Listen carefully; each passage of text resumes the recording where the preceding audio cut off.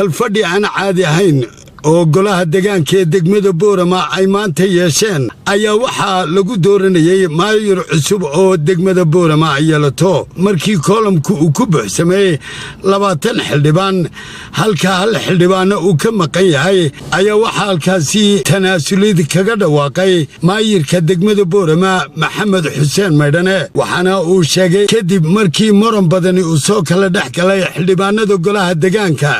mudana ay hawshaasi soo markuu qiimeeyay waftiga ergada ahaa ee ka kooban wasiirada isla markaasina uu qiimeyn ku sameeyay warqadii madaxweynaha jamhuuriyadda Soomaaliland Muuse Biixi Cabdi ka soo baxday ayaa waxaan u arkay buu yiri inaan xilkaasi ka tanaasulo anigoo eegaya buu yiri dhinaca horumarka iyo waxqabadka degmada Boorama markaan iyaga kulannay أنا سقنعني أنت لا يسويدرسني أن كن قنعي قان كمدحوينه وحن قرتينا الأسل تناسله دانتا قرنكا وجوهر سدنت دقمة بورما وحن الصعادة على قبل أبو حلكيان دقمة وهي وتناسلي دنت دقمة يهرو مركيجا يطلع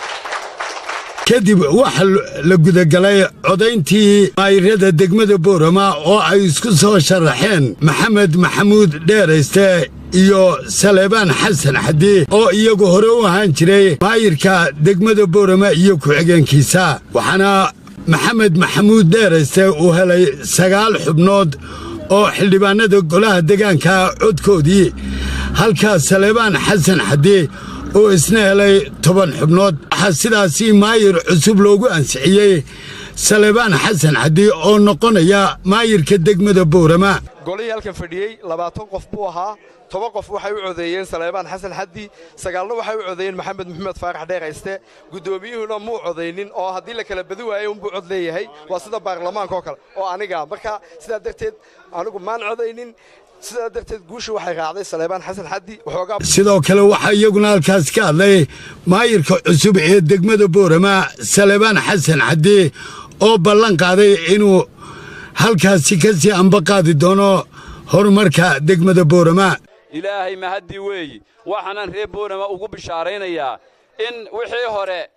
Saleebaan kulley wajibaad ku barateen berigii hore weji cusub anigoo intii ka weynaaday